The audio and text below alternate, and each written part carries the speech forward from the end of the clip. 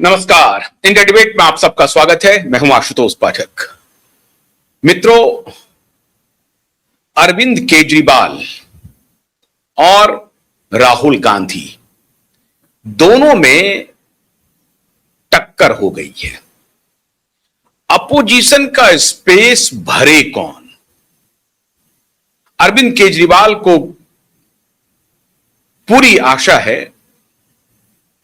कि बाकी जो पार्टियां हैं, समाजवादी पार्टी हो, टीएमसी तो फिनिश हो गई, अब कब ममता बनर्जी उठेंगी, कब उनकी पार्टी कहीं सरकार बनाएगी, कहीं क्या मतलब पश्चिम बंगाल में कब लौटेंगी, 5 साल तक तो कोई भविष्य दिखाई पड़ नहीं रहा है।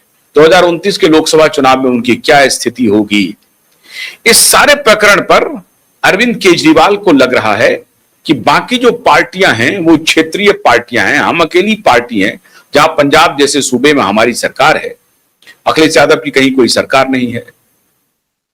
शरद पवार फिनिश हो गए, उद्धव ठाकरे फिनिश हो गए, डीएमके फिनिश हो गया, लालू यादव की पार्टी आरजेडी ऑलमोस्ट फिनिश हो गई, सरकार में नहीं है, इतने वर्षों से सरकार में नहीं है। सांसद उनके पास जय जय श्री राम है।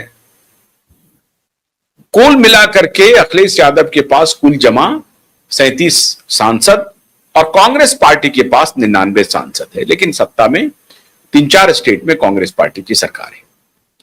अरविंद केजरीवाल को अब यह लग रहा है कि कांग्रेस पार्टी को कैसे रिप्लेस किया जाए। अरविंद केजरीवाल ने उस पर तिकड़म भिड़ाना शुरू कर दिया और इसीलिए टक्कर अब अरविंद केजरीवाल और मोदी की नहीं है। अरविंद केजरीवाल और राहुल गांधी के बीच में टक्कर शुरू हो गई है।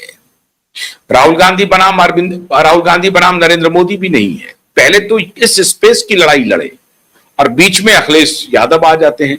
वो कहते हैं भाई तुम कौन, हमारे पास कांग्रेस के बाद सबसे अधिक एमपी हमारे पास है, तुम्हारी क्या औकात है, तुम किस खेत की मूली हो, तुम बीच में खामखा आए हो, तुम्हें आने का कोई मतलब नहीं है।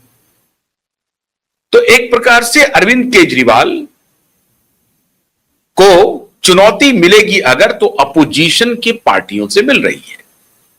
और उस अपोजिशन में सबसे ज्यादा जो चुनौती है वो कांग्रेस पार्टी से और समाजवादी पार्टी से मिल रही है। मित्रों, इस बीच में अरविंद केजरीवाल ने एक खेल कर दिया और यहीं से कांग्रेस और केजरीवाल के बीच में रिफ्ट की शुरुआत हुई। अब जो नया तमाशा शुरू हुआ है, कॉकरोच जनता पार्टी एक ऑफशूट है अरविंद केजरीवाल की। यह अब सर्वविदित है, किसी को कुछ जानने की इसमें कोई आवश्यकता नहीं है। उन्होंने हाल में एक वीडियो जारी किया, अपने ट्विटर हैंडल पे उन्होंने पोस्ट किया कि देश में स्कूलों के हालात खराब हैं। टाट पट्टियों में स्कूलें चल रही हैं, कहीं टॉयलेट नहीं है, शिक्षक नहीं है, बच्चों के लिए लाइब्रेरी नहीं है। ये सब कहानी उन्होंने शुरू किया। ये कहानी उन्होंने क्यों शुरू किया? अब देखिए, कंसर्टेड इफेक्ट चल रहा है, एफर्ट।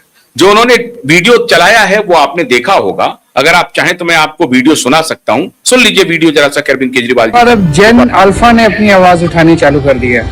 अब चारों तरफ से देश भर में खबरें आ रही हैं कि छोटे छोटे बच्चे अपने स्कूलों को ठीक कराने के लिए संघर्ष करते हुए नजर आ रहे हैं, सड़क पर उतरते हुए नजर आ रहे हैं। हमीरपुर के अंदर बच्चों ने अपने स्कूल के सामने की सड़क बनवाने के लिए धरना प्रदर्शन शुरू कर दिया है। देहरादून के अंदर बच्चे अपने हक के लिए लड़ रहे हैं। बाड़मेर में बच्चे कह रहे हैं कि हमें टीचर्स दो, वहां पे टीचर्स नहीं है, टीचर्स के लिए संघर्ष कर रहे हैं। ये बहुत अच्छी चीज है।